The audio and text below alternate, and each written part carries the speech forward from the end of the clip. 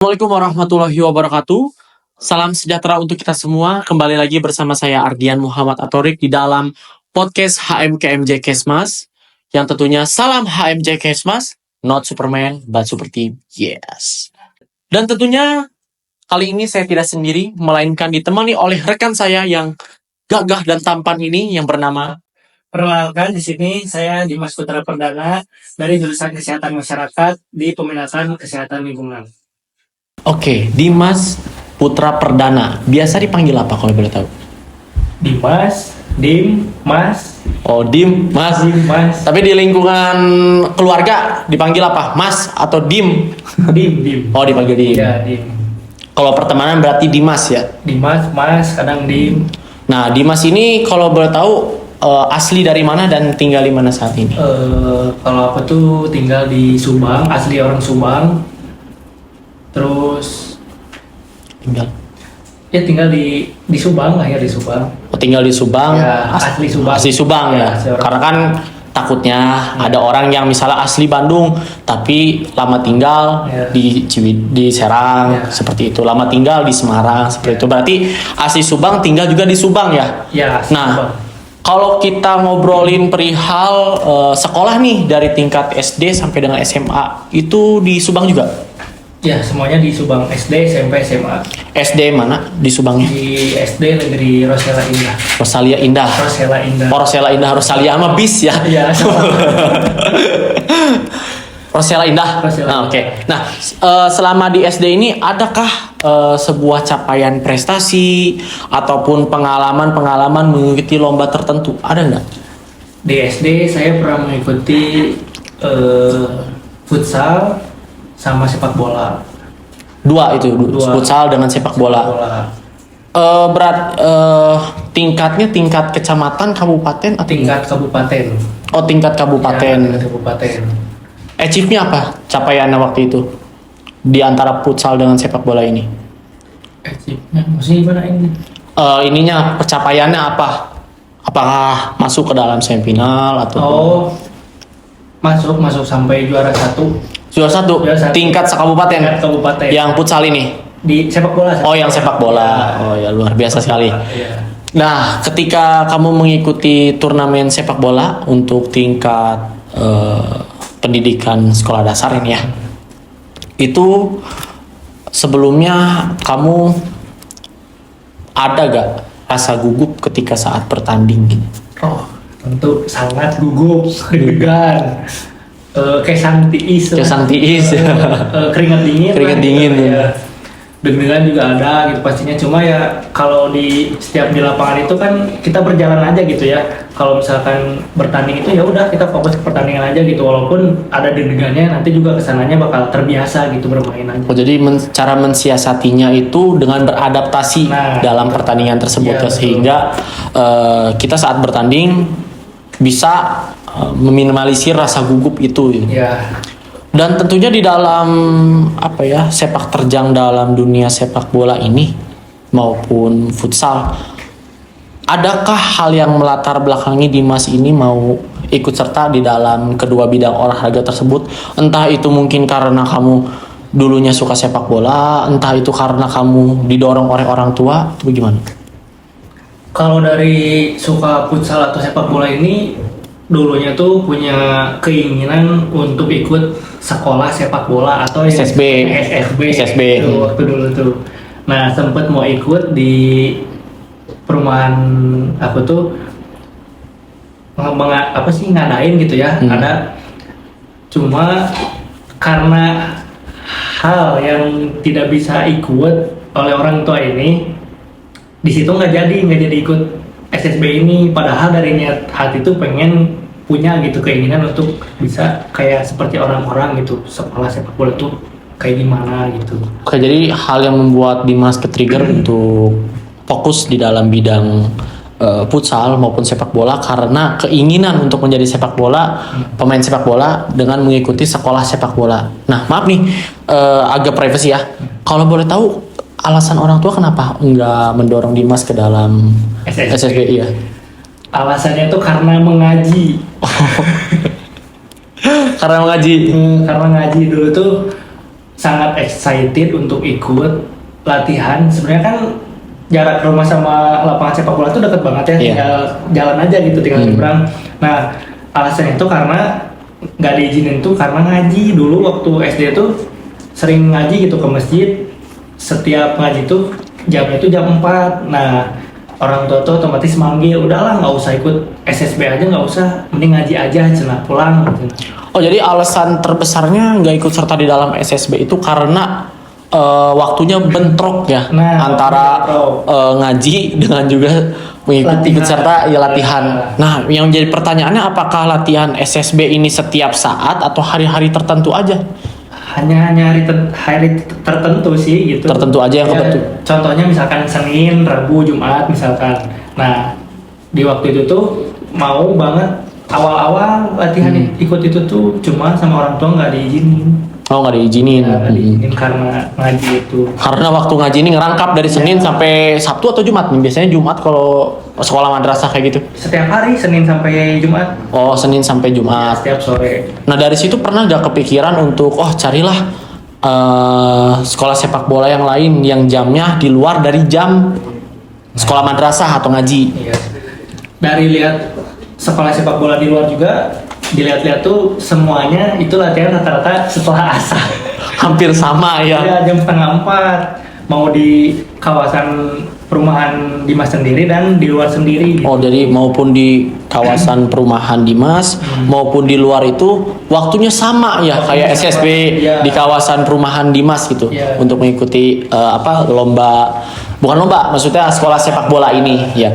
Nah, kalau tidak salah ya, Dimas ini sebelumnya pernah selain sepak bola futsal juga. Nah, itu pernah ikut ada sekolah sepak bola gitu, sekolah futsal gitu ataupun coaching klinik lah. Kalau futsal mah nggak pernah. Kalau futsal tuh latihan sendiri, autodidak. Oh, otodidak. Ya, kalau misalkan teman ngajak latihan biasa lah gitu di lapang, ya udah ikut gitu. Gitu Oh, aja. jadi kayak apa ya, latihan-latihan kecil lah gitu. skillnya itu diimprove melalui otodidak, bukan Iya. melalui pembinaan kayak sekolah sepak bola kayak gitu ya. Iya.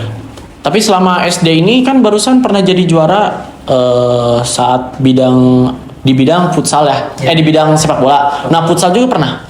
Futsal juga pernah. Oh, pernah. Tingkat sekolah sama Tingkat sekolah. kabupaten atau sekecamatan?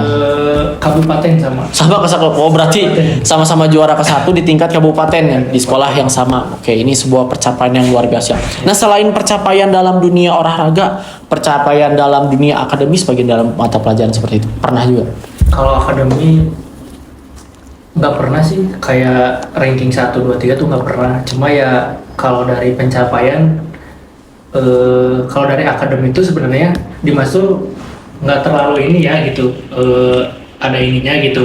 Cuma yang orang lain tahu juga menilai bahwa Dimas tuh mungkin bagusnya itu bukan di akademi, di non akademi gitu. Oh, jadi karena penilaian dari orang lain itu membuat Dimas ke-trigger nih untuk fokus pada satu bidang aja di bidang non akademik, yaitu futsal dan juga sepak bola. Sedangkan yang akademiknya mah ya itu mah bisa selingan lah, mengikutilah. Yang penting ada pendidikan formal yang yang dijalani selama masa sekolah gitu ya.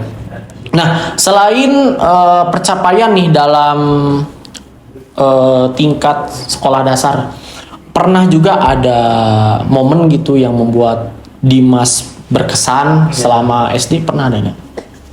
Momen berkesan. Dengan teman-teman atau dengan sahabat? Momen berkesan tuh paling nongkrong di zaman SD gitulah dulu. Terus main ucing-ucingan dulu. Oh iya, permainan tradisional ya, kayak ucing sumput ya, gobak sodor. Sampai jauh itu tuh, ngumpetnya tuh sampai ke belakang sekolah, ada ke rumah-rumah. Kalau boleh radius berapa meter itu? Radius berapa ya, Jah?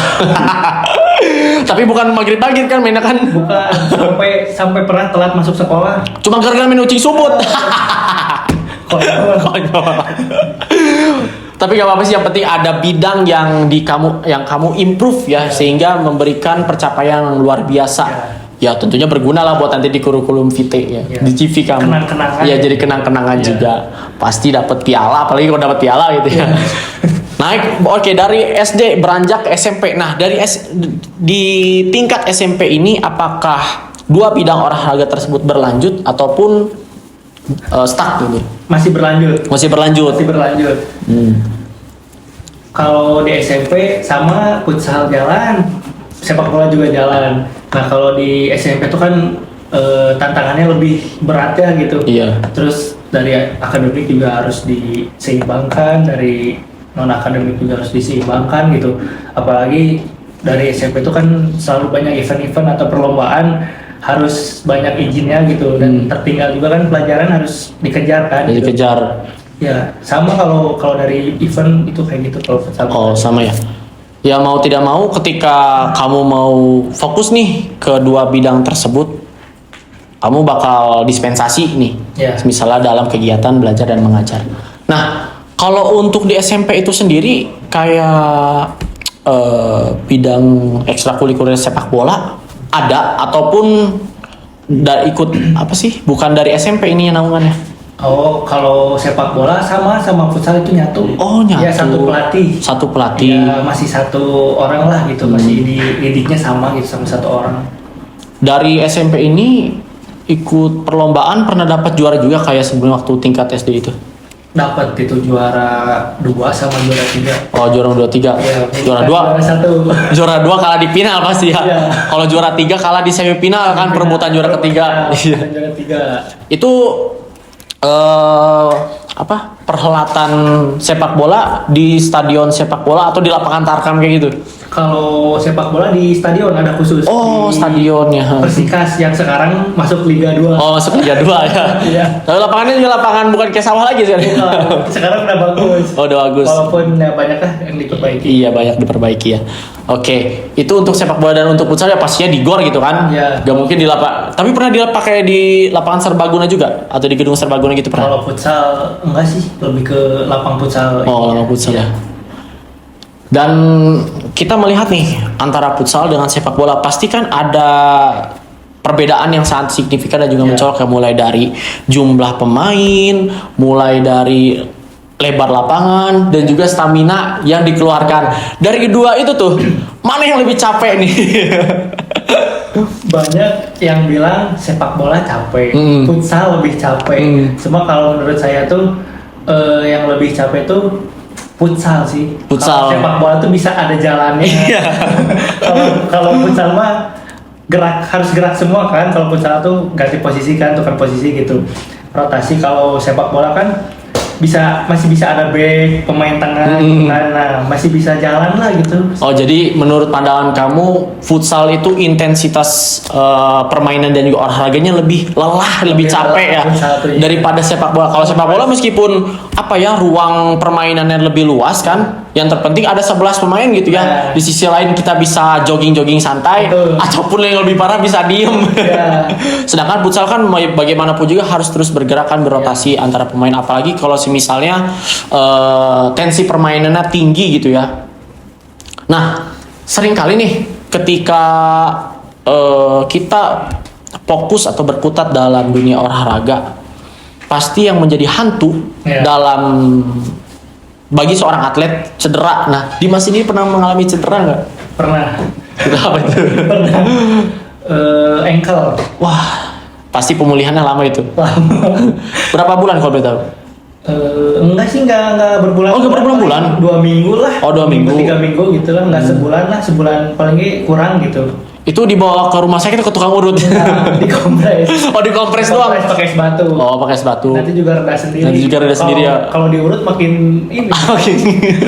Makin gering. Ya, karena kan habis ACL itu kan biasanya bengkak ya, baruh ya. Jadi tinggal pakai es batu aja kayaknya itu. Oke, itu untuk pengalaman SMP ya dalam bidang olahraga. Untuk bidang akademiknya sama juga kayak SD atau ada hal yang berbeda?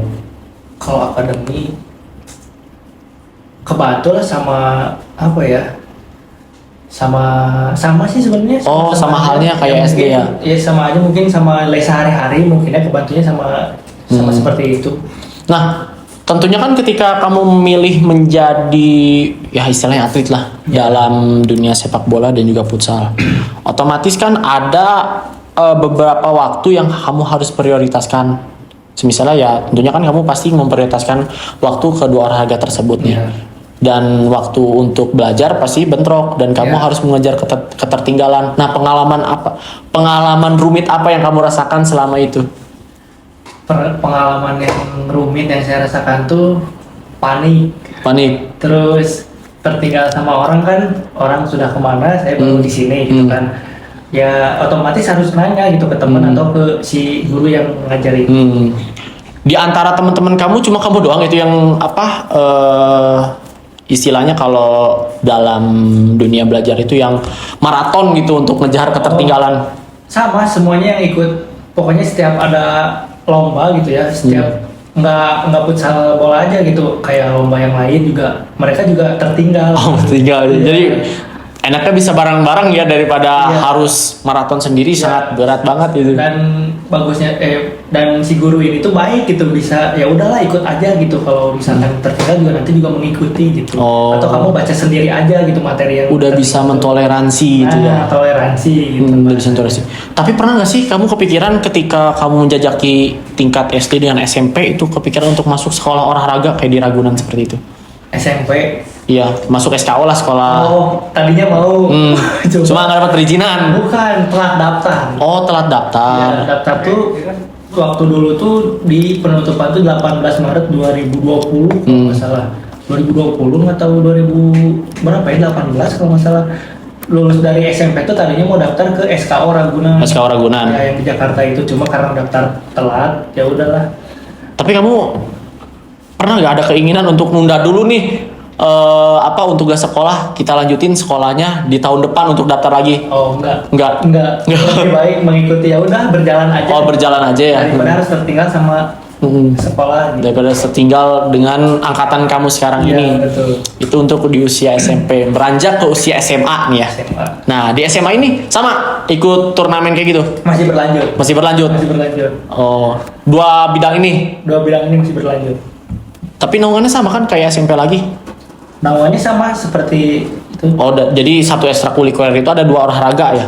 Ada dua olahraga, tapi dengan dengan pelatih yang berbeda. Oh, pelatih beda kan. Kalau sebelumnya di SMP mah kan satu pelatih dua olahraga kan, Iya. dua konsen olahraga. Sekarang kalau di SMA mah dua pelatih dua olahraga. Iya, betul. Pencapaian apa nih yang pernah kamu dapatkan saat mengikuti perlombaan atau perhelatan? Kalau futsal sama sih se-Jawa Barat kalau futsal. Oh, udah masuk tingkat provinsi. Jawa Barat. Jawa Barat ya? Iya, Jawa Berarti Barat. tandingannya kabupaten kota kalau gitu. Kabupaten kota ya. Jawa Barat itu dapat juara berapa ya? 2 atau 3 ya waktu itu lupa.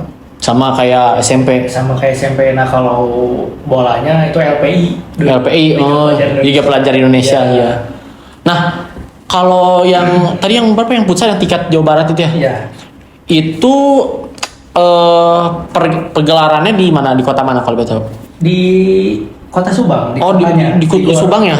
Oh, Jadi seluruh kabupaten yang ada di seluruh kabupaten kota yang ada di Jawa Barat Iya. itu pelaksanaannya di Iya, Subang. di Jadi venue-nya di Subang ya. Nah, kalau sepak bola kan LPI itu juga sama di Subang ataupun mutasi ke berbagai daerah gitu. Kalau LPI masih sama di Subang. Oh, masih sama di Persikas Subang. Itu di stadion. Oh. Tapi kalau misalnya away gini, Iya. lawan daerah lain, itu pernah keluar juga atau di situ Kalau aja? away enggak sih, biasanya kan ini kan yang adainnya dari Subang. Oh, dari Subang langsung ininya inisiatornya. kebetulan Subang jadi tuan rumahnya lah. Mhm. Nah, Subang yang ngadainnya jadi di situ. Oh, Subang jadi yang ngadain ya di sini. Iya. Sangat luar biasa sekali ya pencapaian Dimas ini. Kang Dimas ini dari SD sampai dengan SMA terus fokus di dua bidang olahraga ini. Iya. Sebenarnya pernah gak sih sempat nyesel gitu? Aku saat ini harusnya masuk timnas nih. Harusnya bisa ngebela timnas supaya bisa dilatih Sintayong gitu. Kalau ingin seperti itu mah pasti ada ya, ingin gitu. Cuma ya itu penyesalannya tuh di pas pendaftaran SKO Ragunan. Oh, SKO Ragunan itu yang telat ya. Ya, kalau misalkan masuk gitu kan rezeki nggak tahu ya, bisa gitu masuk dilatih gitu Iya. sama pelatih internasional. Pelatih top gitu ya, Iya, yang pelatih jenjang top. lebih tinggi Nah, gitu. Dari SMA langsung berlanjut ke perkuliahan. Biasanya orang yang concern di bidang olahraga, entah itu bola basket, sepak bola, terus atlet bulu tangkis, pasti kecenderungannya untuk masuk ke dalam sekolah olahraga ataupun pendidikan olahraga gitu ya, kayak di UPI. Nah, Dimas sendiri apa yang melatar belakang untuk masuk Kesmas nih? Oh, ceritanya panjang. Kenapa sebelumnya tuh dulu kan waktu SMA tuh sempet dapet SNMPTN. Iya, SNMPTN dulu. SNMPTN kan masuk nih. Nah, Bajingan tuh SNMPTN itu. Iya. Sangat-sangat deg-degan itu. Betul sekali. Nah, dulu tuh nyoba daftar ke UPI, tapi ngambilnya manajemen. Oh, manajemen. Karena kan kalau nggak dipakai, sayang Iya. kan ya. Kalau nggak misalnya SNMPTN nih nggak dipakai, biasanya sekolah ini di blacklist gitu. Nah, biasanya. Ya udahlah, pakai aja ke manajemen. Dimas juga berkoordinasi gitu sama orang tua tuh. Ya udahlah, baiknya gimana, ya udah pakai aja ke buat manajemen. Awalnya tuh mau masuk UPI tuh tadinya mau ke FPO. Oh, FPOK ya, olahraga ya, Nah, sesuai dengan concernnya ya. Iya, cuma ya udahlah, mungkin emang ada saran juga dari orang tua dan Dimas juga nyari tahu Kesmas itu seperti apa gitu di perkuliahan itu. Cuma orang tua tuh menyarankan ya udahlah ke Kesmas aja, cenah. Naon Kesmas teh gitu ya, apa Kesmas teh gitu kan. Terasa asing bagi seorang atlet itu. Iya, Kesmas nggak tahu. Taunya tuh Kesmas tuh puskesmas. Kayaknya di puskesmas. Oh, kenapa ini Kesmas apa? Saya cari tahu di Google. Oh, ternyata benar gitu. Ada prospek kerjanya luas. Ternyata ada apa ya, lembaga pendidikannya kesehatan masyarakat gitu ya. Jadi alasan Dimas masuk kesehatan masyarakat ini karena rekomendasi dari orang tua itu sendiri. Dan mencari tahu di sosial media. Nah, sejauh ini proses masuk perguruan tinggi nih yang biasanya menjadi kesulitan bagi siswa yang baru lulus nih, entah itu tes SNMPTN atau sekarang disebut SNMBT, SMBT maksudnya? SNBT. Iya, SNBT. Ya. Terus tes UTBK yang tertulis seperti itu. Nah, biasanya kan persyaratan untuk masuk perguruan tinggi itu ada sertifikat nih, ada piagam penghargaan ataupun achievement yang kamu dapat dalam perlombaan. Itu membantu nggak buat masuk ini? Buat masuk kemana? Buat masuk ke perguruan tinggi?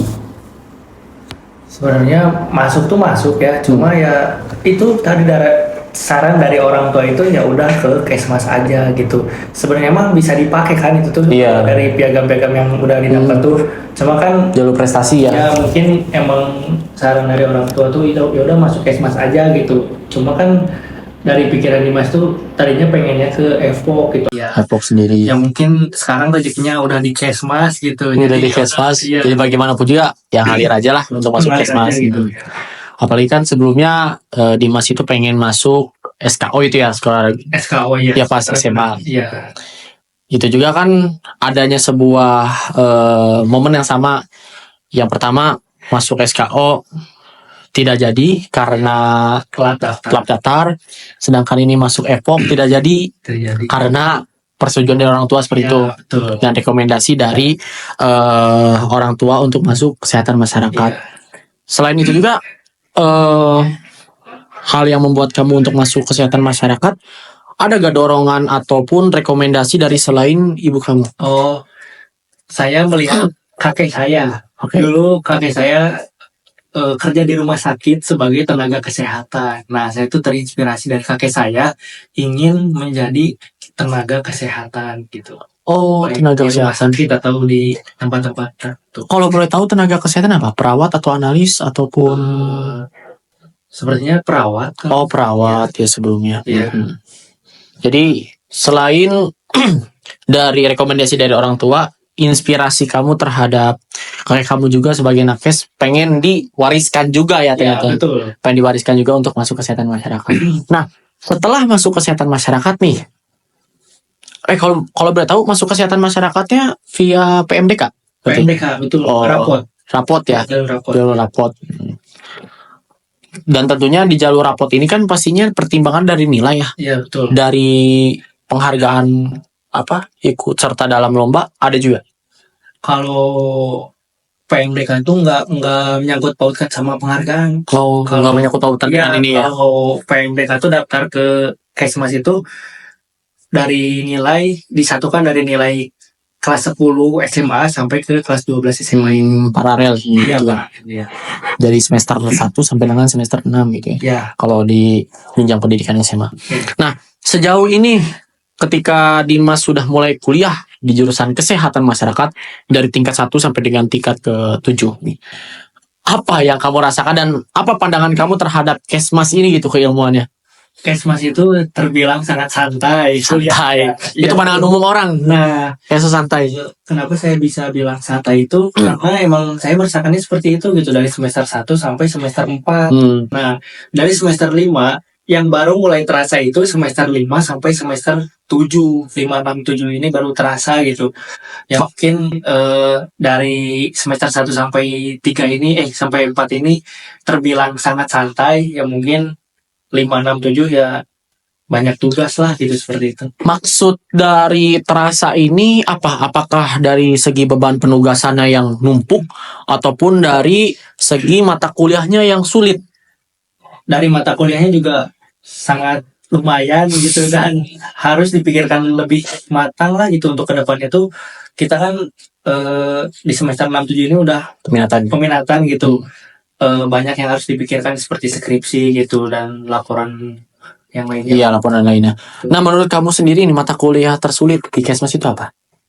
Mata kuliah yang tersulit statistik. Sudah kuduga pasti kesana arahnya. Ya kan karena bagaimanapun juga statistik itu kita berkutat dengan angka-angka ya, dengan hitungan. Yeah. Yang tentunya dengan hitungan ini kita deskripsikan menjadi sebuah data kesehatan gitu kan. Nah, pernah ada nggak pengalaman yang lucu nih ketika mata kuliah statistik yang menurut kamu susah, entah itu kamu nyontek ataupun apa, pernah ada nggak? Kalau dari statistik harus banyak belajar gitu dari orang lain yang mungkin sudah paham gitu kan. Apalagi statistik kan ulangannya sangat sulit ya. Satu cut gitu kan, mejanya kadang gitulah pokoknya dibolak-balik gitu. Ya mungkin harus banyak belajar teori-teori gitu ya. Harus melakukan langsung banyak banyak baca buku maksudnya. Baca buku dan harus dipraktekkan gitu. Kalau misalkan tidak dipraktekkan nggak akan bisa jalan-jalan. Dan bahkan apa ya yang menjadi perasaan orang nih kebanyakan ketika kita belajar hitung-hitungan saat matkul itu gampang nih pas prakteknya. Ketika ulangan susah gitu kan. Kadang soalnya beda dari apa yang udah kita pelajarin gitu kan. Kadang soalnya dimodifikasi ataupun yang selama ini orang kenal soal tingkat HOTS lah, yang high order thinking skill yang gitu ya. Nah, berbicara mengenai statistik itu sendiri nih, yang menurut kamu sulit. Itu kan kita diajarin sama Pak Agus ya. Betul. Nah, menurut kamu gimana Pak Agus cara ngajar itu? Pak Agus tuh dari cara ngajar itu sebenarnya gimana ya? Udah oke sih gitu. Oke, cuma ya mungkin dari sayanya sendiri mungkin kurang memperhatikan gitu ya, atau ya kadang suka nggak fokus atau malaweng lah gitu ya. Mungkin itu yang bikin kadang ketinggalannya tuh. Kadang apa ya, ketertinggalan, maksud dari ketertinggalan ini pemahaman kitanya belum dapat gitu kan dari Pak Agus ini. Ya emang sih Pak Agus sih itu orang. Iya. Cara belajar itu cara mengajar baik gitu. Sangat baik gitu ya. Nah, selain statistik, adakah matkul lain juga yang sama sulit? Selain statistik nggak ada sih. Nggak ada. Cukup statistik doang yang menurut kamu sukar untuk dibawa. Sepertinya gitu. Ya kalau matkul yang lain berjalan aja lah. Berjalan aja. Sama seperti statistik sih sebenarnya, cuma yang lebih ininya tuh statistik gitu yang kurang paham. Yang kurang paham di pelajaran di mata kuliah statistik. Tuh. Nah, masuk semester 5 nih, selain ada pelajaran statistik, tentunya kan ada pelajaran lain juga yang sukar untuk dipahami kayak analisis kualitas lingkungan. Ya. Itu gimana itu? Analisis kualitas lingkungan. AKL semester 5 itu. AKL itu juga sulit sih sepertinya. Apalagi yang latar belakangnya IPS gitu ya. Iya. Latar belakang IPS disuguhin topik. Betul. Yang isinya pelajaran IPA, kaget gitu kan. Betul. Karena apa ya? Kita dari semester 1 kan. Iya. awalnya dicekok sosial, pelajaran Betul. sosial. Sejarah. Iya. Nah, semester 5 ini gimana pandangan Dimas nih selain AKL nih, yang notabene-nya ada pelajaran IPA juga. Berhubung kan Dimas sebelumnya dulu waktu SMA ngambil IPS. Dari pelajaran AKL ya mungkin sebenarnya dari waktu SMA juga ya udah belajar gitu mengenai pelajaran IPA, juga ada biologi gitu. Oh, lintas jalur ya? Ya biologi, cuma kalau kayak kimia fisika kan nggak belajar ya. Kalau biologi, kalau Ya. IPS cuma belajar biologi doang. Dulu tuh ya adalah gitu sedikit-sedikit mengingat kalau di biologi ada ya gitu. Oh, jadi setidaknya ada topik ataupun mata kuliah yang bersinggungan dengan ilmu alam atau IPA gitu ya dalam bahasa sederhananya. Itu ada terbantu dengan pelajaran biologi yang Iya. pernah Dimas pelajarin waktu kelas di PS. Walaupun nggak semua ada pembahasan di situ, setidaknya adalah gitu Iya. yang bisa diambil dari ilmu tersebut. Dari buat sebut Iya. kayak tentang sel, Iya, betul. jaringan Iya. gitu kan. Nah, itu dari semester 1 sampai dengan semester 5 nih mengenai mata kuliahnya. Nah, aku mau singgung dikit ke masalah ataupun persoalan PBL. Gimana nih kesan Dimas dalam perkuliahan Kesmas PBL ini gimana? Pandangan Dimas ataupun kesan pertamanya? Kesan pertama PBL. Iya. Waktu pertama kali PBL gitu. Iya, PBL 1 lah. PBL 1 mungkin apa ya? Agak bingung gitu. PBL itu apa gitu kan? Iya, iya. PBL, ada PBL. Nah mungkin nanyalah gitu ke Kating ya, PBL tuh gimana sih gitu. Oh ternyata PBL juga dijelaskan kan, sebelum nanya ke Kating juga sudah dijelaskan sama dosen kan. Iya, pas pembekalan ya, pas pembekalan kalau itu. PBL tuh apa sih namanya tuh, pengabdian kepada masyarakat gitu, seperti mendata, Iya. WRT gitu. Ya cukup senang sih gitu mengikuti PBL tersebut gitu. Selama berkegiatan PBL ini nih, khususnya di PBL 1, adakah tantangan sendiri ketika Dimas berinteraksi dengan masyarakat kayak gitu? Ada ya, Kayak gimana tuh? belum terbiasa awalnya. awalnya kan, sampai nanya dulu kan ke Kating tuh, ya udah ngomong apa aja cina, yang penting kita nyambung gitu, ngomong bahasa Indonesia aja atau bahasa Sunda gitu kan, karena nanti juga si ibunya bakal mengalir gitu. Nanti juga lihat dulu aja tuh contoh Kating yang lain gitu. Seperti apa sih namanya tuh, pengenalan pengabdian masyarakat tersebut tuh gimana gitu. Oke. Jadi kegiatan PBL ini salah satunya yang wawancara ya untuk mendapatkan data untuk data kesehatannya. Bagaimanapun juga kita harus menyesuaikan dengan warga tersebut. Wayahna bahasa Sunda ya. Bukan Indonesia kayak gitu. Dan selain tantangan dari segi bahasa nih, ada hal lain juga nggak selain bahasa dari PBL Selain ini? bahasa mungkin kondisi tempatnya ya, Kayak gitu maksudnya. tidak kurang inilah, mungkin masuk ke pedesaan. Oh iya, aksesnya sulit ya. Terus juga kan kita juga dianjurkan untuk memakai masker supaya aman gitu ya. Iya, supaya Tidak aman, terinfeksi dari penyakit. infeksi dari penyakit. Ya. Jadi tantangan Dimas selama berkegiatan PBL itu dari segi bahasanya yang harus menyesuaikan, dan juga dari segi situasi dan kondisinya, keadaan topografis dari wilayah tersebut. Iya. Nah, dari PBL 1 itu kan kita tupoksinya mendeskripsi wawancara. Dari wawancara kita dapat data-data kesehatan. Dari data kesehatan ini kita bisa mendeskripsikan penyakit nih ya. Tentunya di situ ada pendekatan statistik tuh. Gimana jadi Mas? Aduh, agak sedikit pusing dan Pusing ya. Ya. Soalnya kan itu PBL itu kan dibagi kelompok ya. Mau gimana pun kita harus bekerja sama sama teman-teman yang lain gitu, walaupun ya ini masalah ini tuh harus dipecahkan gitu. Bagaimana sih si permasalahan dari data tersebut dan hal yang lainnya itu harus kita selesaikan gitu. Oh, harus diselesaikan ya. Selesaikan secara bersama-sama, Bersama-sama berkelompok. walaupun emang statistik ini sangat rumit gitu, cuma ya harus dikerjain bareng-bareng gitu. Ya sekiranya apa ya di dalam kegiatan PBL ini penugasannya secara kelompok ya. Iya. Pasti harus saling bantu-membantu. Saling bantu, betul. Iya, saling bekerja sama satu sama lain. Itu perihal PBL 1. Nah, PBL 2 nih, menurut Dimas apa perbedaan yang signifikan dengan PBL 1? Untuk PBL 2 nggak ada sih, sama aja. Sama aja. Ya sebenarnya Cuman beda di apa penyusunan laporan itu sendiri ya. Betul, ya. Penyusunan laporan yang berbeda. Jadi kalau di PBL 1 tuh ada deskripsi masalah kesehatan, PBL 2 tuh prioritas masalah kesehatan Iya, gitu. dan datanya juga pengolahannya. Iya, pengolahannya itu. Beranjak dari semester 5 lanjut ke semester 6. Nah, di semester 6 ini menjadi sebuah kondisi dilematis. Ya, Karena kita harus milih peminatan. betul. Dari 5 peminatan ada kesehatan lingkungan, ada epidemiologi, ada AKK, ada K3 dan PKIP. Nah, untuk Dimas sendiri, apa alasan terbesar yang milih peminatan Kesling? Alasan terbesarnya ya, sebenarnya tuh gini nih, awal ada cerita.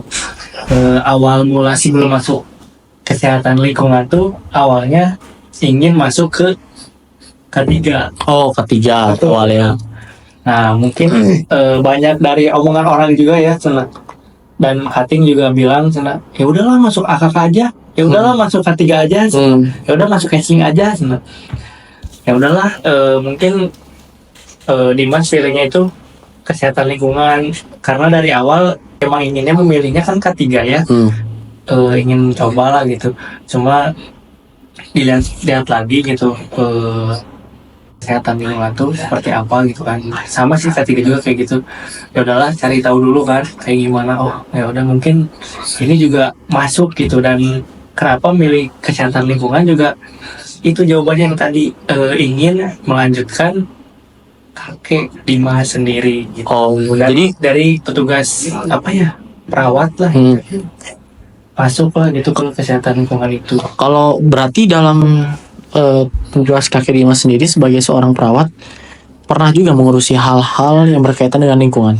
Pernah Oh, pernah. Apa? Salah satunya. limbah-limbah di Pengolahan limbah. Betul. Selain itu ada pengolahan limbah juga ya? Iya, limbah B3 organik, anorganik. Anorganik.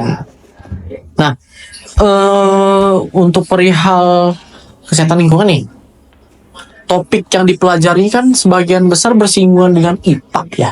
Kesehatan lingkungan itu kayak ada tentang kimianya, ada tentang fisika, ada tentang sedikit-sedikit biologi lah. Nah, sebagai seorang Dimas itu sendiri yang latar belakangnya pendidikannya IPS, gimana cara menyesuaikan kondisi itu? Menyesuaikannya dengan cara apa ya?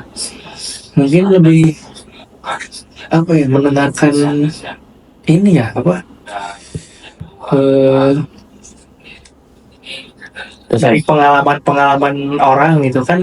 Sekarang kan di peminatan counseling juga banyak orang-orang yang sudah berpengalaman gitu ya.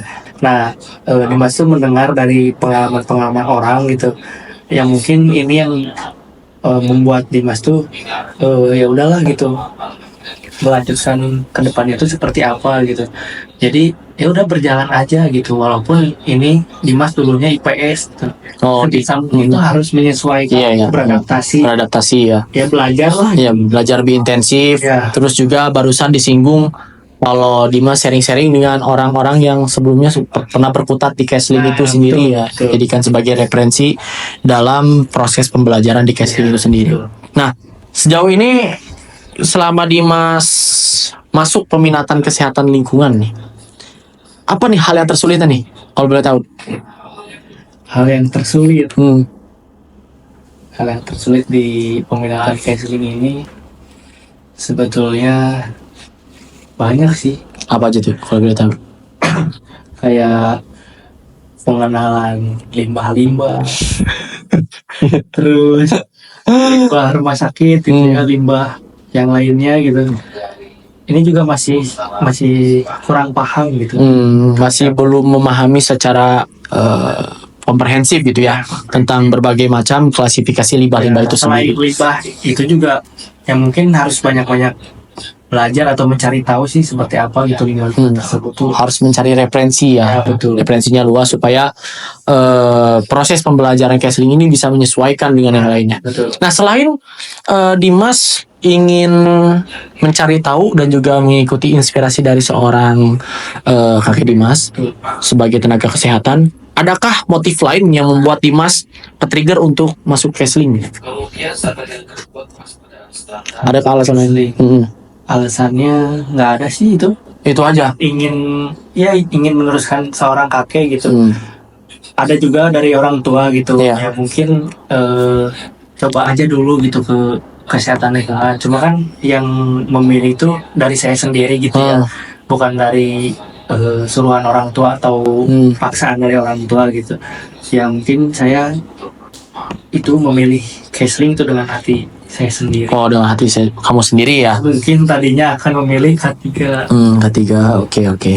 Nah, di Kesling ini kan ada beberapa dosen pengajar ya, khususnya di Kesmas Unjani kayak Bu Hela, Pak Adi, Pak Suyono, Pak Elanda. Nah, gimana nih tanggapan Dimas terhadap dosen-dosen tersebut saat mereka mengajar? Dosen-dosen tersebut nih, kalau dari Dimas sih, dosen ini cukup detail gitu menjelaskan mengenai apa sih permasalahan di kesehatan lingkungan itu gitu. Dan apa sih contoh-contoh dari kayak limbah-limbah seperti itu, sampah atau hal yang lainnya lah gitu. Cukup sangat mendetail dan juga dapat dipahami dengan jelas ya. Betul. Cukup dipahami. Jadi ini sebagai ajaran dan juga kontribusi positif bagi perkuliahan Dimas selama ini, didukung dengan dosen-dosen yang kompeten dalam bidang khususnya dalam kesehatan lingkungan itu sendiri. Oke Dimas, setelah lulus kuliah nih dengan background Kesmas, ngambil peminatan Kesling, rencananya mau apa nih?